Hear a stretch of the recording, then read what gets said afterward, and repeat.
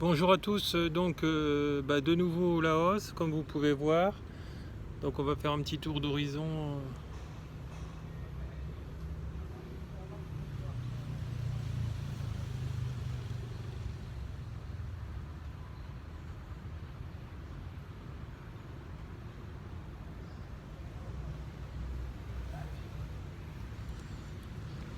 Donc voilà, cette nature toujours aussi superbe.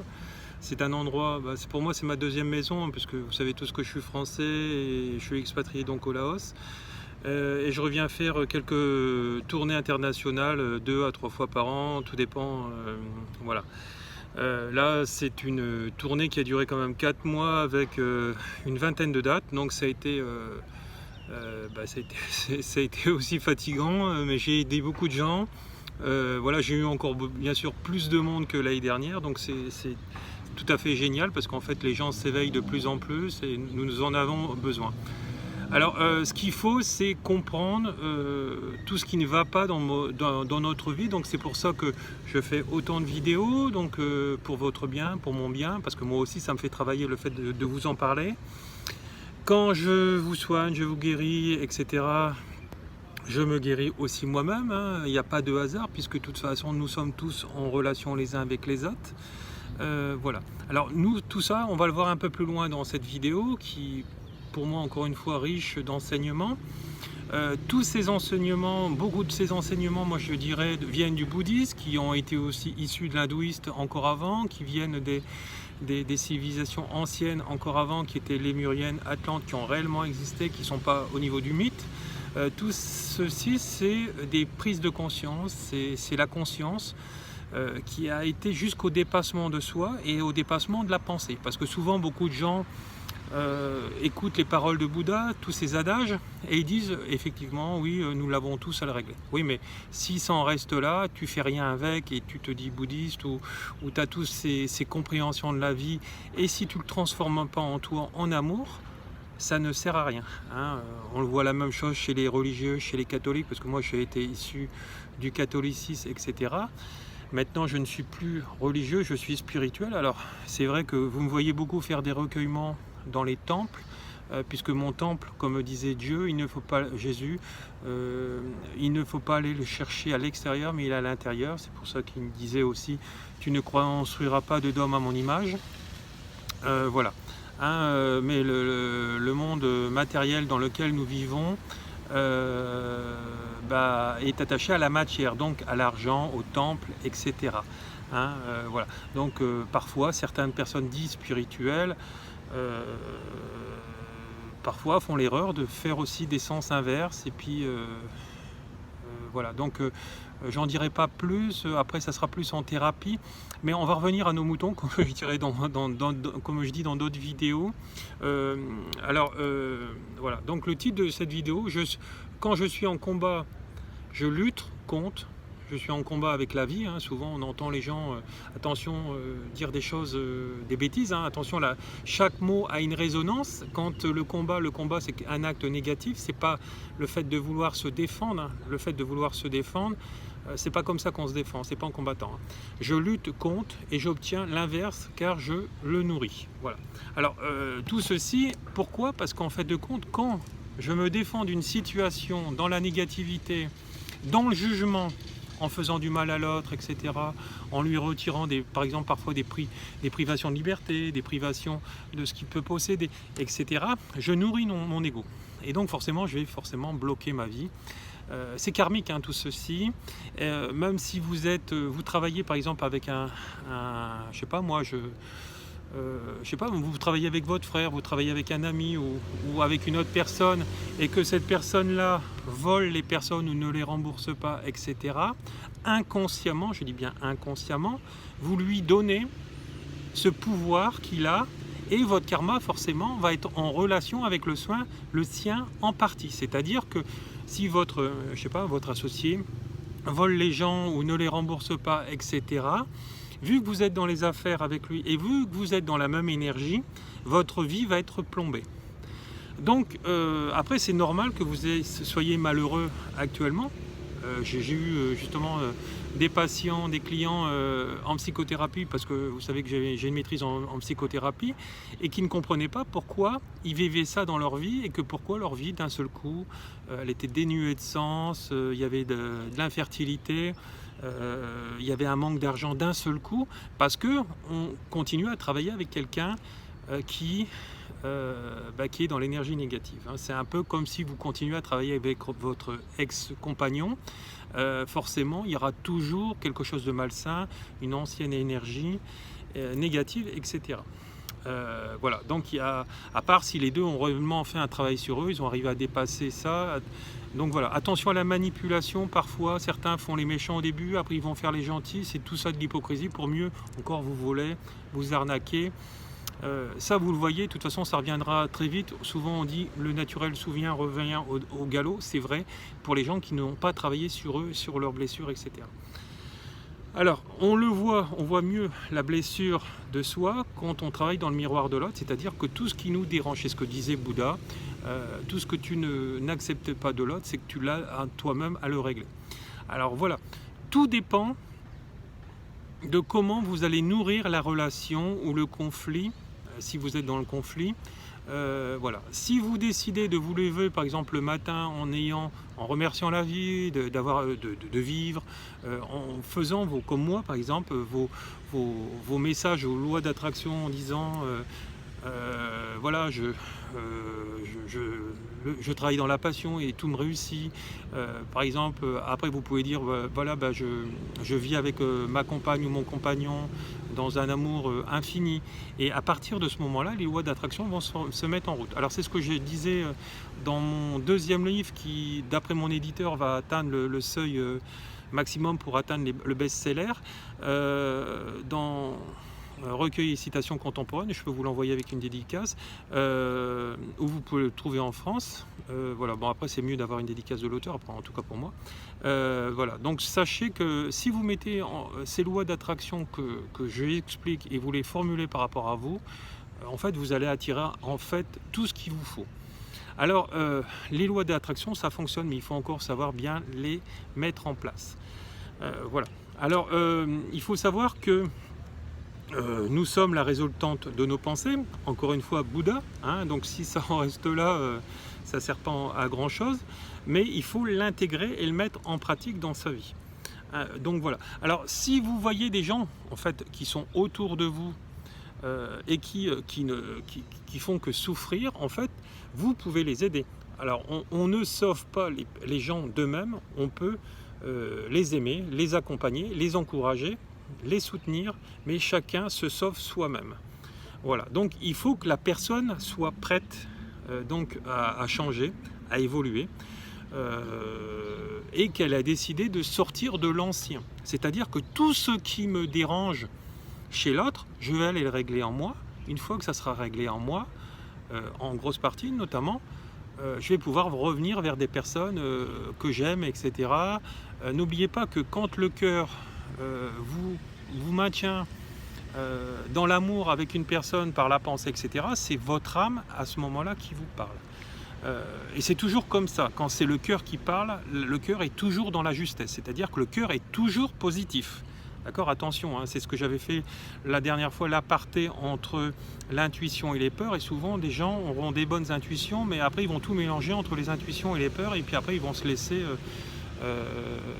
aller avec des gens qui vont être dans la négativité à ce moment présent là, parce qu'ils ont exactement aussi encore une fois les mêmes blessures qu'eux à régler.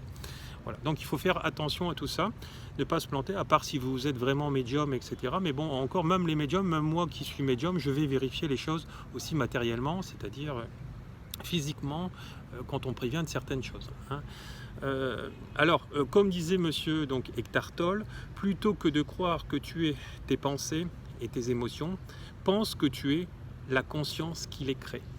Donc voilà. Donc ça, c'est surtout important de le comprendre dans la négativité. C'est-à-dire que si vous avez peur que votre mari vous trompe, par exemple, ou qu'il arrive ceci et cela, et vous êtes dans cette négativité, plus vous allez y penser, plus vous allez broyer du noir, plus vous allez attirer forcément des gens qui vont vous certifier dans ces choses-là, parce que ces personnes-là sont comme vous, ils ont exactement les mêmes choses à régler. Mais c'est faux en fait, mais c'est faux.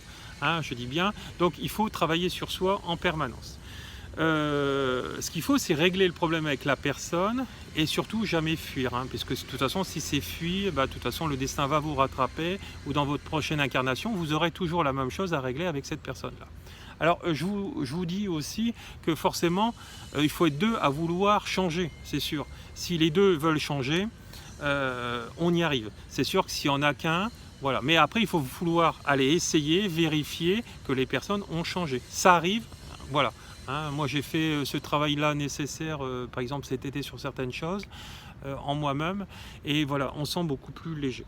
Donc, comme on dit, quand on veut, on peut. La pensée crée l'effet, et c'est toujours comme ça. Donc, voilà. Donc c'est important de rester positif. Alors vous allez me dire, moi actuellement par exemple, en prenant votre cas, ça va pas bien dans ma vie et donc c'est dur de penser négatif et je peux pas être négatif parce que par exemple j'ai pas d'argent, parce que j'ai pas de chérie, parce que j'ai pas de ceci et de cela. Alors je vous dirais c'est vrai, c'est faux, parce que dans l'instant présent vous êtes ça, parce que dans le moment de votre passé vous avez pensé négative. Donc moi je sais qu'on peut changer la résultante de ces pensées à peu près dans les 21 jours par rapport à un travail sur soi. Arrivé à un moment donné, on va entendre notre âme nous parler et des synchronicités de vie vont arriver. Mais il va falloir penser et vouloir le changement.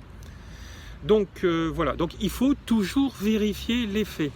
Si on ne le sent pas, il va falloir le parler avec la personne et il va falloir aussi consciemment et inconsciemment et matériellement aller vérifier si la personne elle est comme ça ou elle a, voilà, c'est si quelqu'un vous arnaque ou dit qu'il n'y a pas assez d'argent, etc. Il va falloir vérifier par vous-même, par exemple aller à la caisse enregistreuse, vérifier l'état de ce que vous avez gagné et voir ce que la personne à peu près a payé. Mais toujours vérifier, sinon la personne, il y a beaucoup de personnes qui vous escroquent, etc. Actuellement, c'est vrai que j'ai beaucoup de gens en psychothérapie où on va justement dans ce discernement pour voir qu'en fait, ils ne sont pas dans leur fantasme de leur esprit, ils sont réellement volés quotidiennement et manipulés par certaines personnes parce que à ce moment-là, c'est des gens qui n'ont pas confiance, du moins pas suffisamment confiance en eux. Et forcément, le manque de confiance, c'est une pensée négative et on attire à soi et on reste attaché à des gens qui nous nourrissent dans cette négativité. Voilà, donc ce qu'il faut arriver à un moment donné, il va falloir couper définitivement avec ces gens-là parce que souvent on leur a donné la chance et quand ça fait 8 ans que ça dure, par exemple, ou 6 ans, il est grand temps de changer et d'aller vers autre chose. Voilà, donc si on croit en ce que l'on fait, il va falloir à ce moment-là se reprocher des gens comme vous, qui sont à 90% comme vous, etc. Parce que du 100%, ça existe plus ou moins pas trop, ou presque. Mais voilà, il y a toujours souvent un des deux qui est un petit peu plus éveillé. Voilà. Le principe du couple, c'est tirer toujours l'autre vers le haut, dans la gratitude, dans la bienveillance, dans l'amour. L'amour, c'est quoi? C'est qu'une énergie positive. Donc voilà. Et surtout pas combattre, comme je disais, parce que plus je combats, plus je me mets en opposition et moins je vais avoir ce que je veux. Voilà, donc, alors le système religieux nous a un peu mis là-dedans, hein, souvent quand, vous avez vu, j'ai fait une canalisation quand je suis allé à Paris,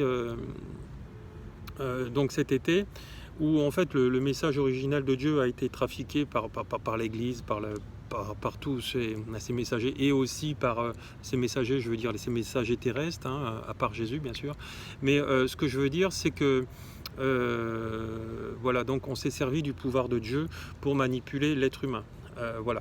Donc c'est pour ça justement que l'Église elle était aussi présente dans la royauté, etc. Et que les évêques pouvaient un peu faire aussi un peu ce qu'ils voulaient, etc. Puisque eux aussi avaient une façon détournée aussi de détourner le peuple. Voilà, donc c'est important de comprendre que en fait tout ce que nous avons dans notre vie n'est que la résultante toujours de nos pensées et aussi de nos comportements. Si vous agissez mal, vous recevrez du négatif. Si vous agissez bien, vous avez du positif. Même envers les gens qui vous ont fait mal. Ce qu'il faut, c'est avoir une explication en face à face, dans la bonne entente, dans le côté cordial, dans la non-dispute, voilà, dans l'accord, signer un accord énergétique, même papier parfois, et entendez-vous et nourrissez que leur côté positif.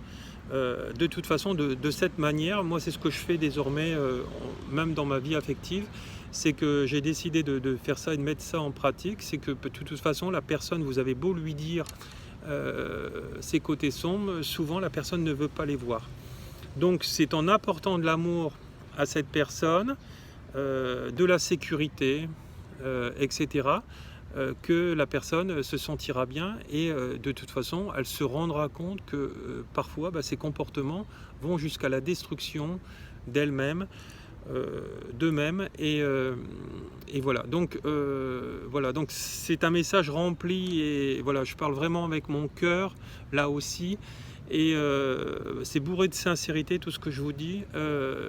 Voilà, si on est sincère comme je peux l'être actuellement, on se rend compte qu'en fait on attire à soi tout ce que l'on veut.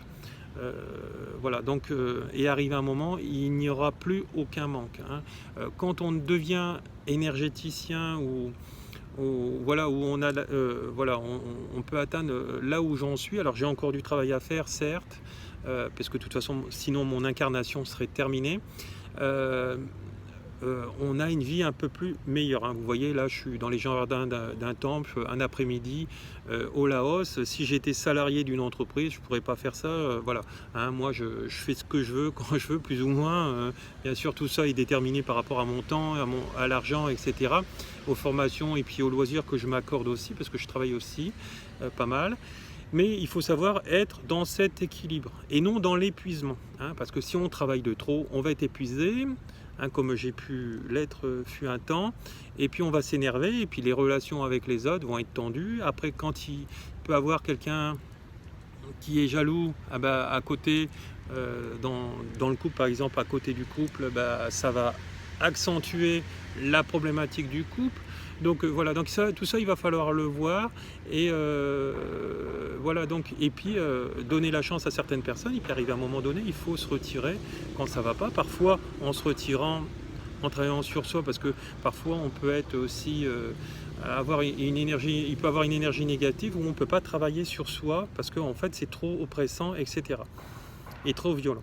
Donc voilà, on fait un travail et on revient, et donc pour avancer. Alors il faut savoir que par exemple quand on est dans une relation de flamme jumelle, comme voilà, je connais une relation de flamme jumelle, on ne pourra la régler si on travaille sur soi jusqu'à la fin de cette incarnation. Si on décide de fuir, la prochaine incarnation pour les deux sera identique. On reprendra au point d'origine pour retravailler la même chose. Donc moi, bon, qui suis quand même éveillé, moi je préfère travailler et régler les choses tout de suite et ne pas fuir. Voilà, donc ça demande un travail personnel, une responsabilité importante, et une non-fuite, hein. Donc voilà, pour avancer en bienveillance, et puis pour régler le problème.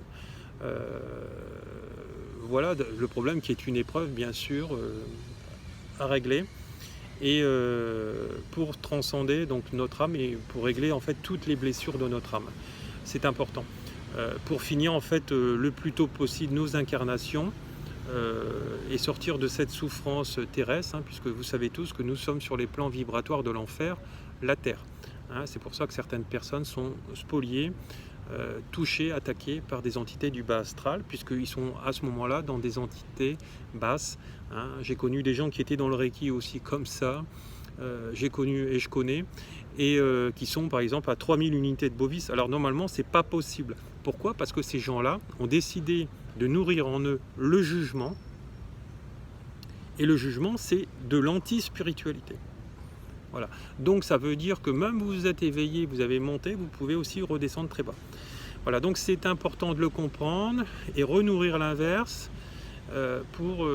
voilà, donc pour atteindre l'illumination, etc. Alors quand on est un être éveillé, on est capable de tout pardonner, je dis bien tout, parce qu'en fait de compte, tout ce que nous vivons, rien n'est réel, hein. On l'a vécu, mais pourquoi? C'est un enseignement de l'épreuve. Ce qu'il faut, c'est dépasser cette épreuve dans l'illumination, et guérir tout ceci pour, en fait de compte, se retrouver donc sur des plans comme Bouddha et le Christ qui ont atteint cette illumination.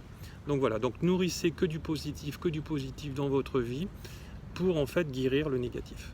Je vous remercie et puis bonne journée à tous. Nous étions dans les jardins d'Avad qui est à peu près donc à 500 mètres de chez moi. Merci, au revoir. Bisous bisous et beaucoup d'amour.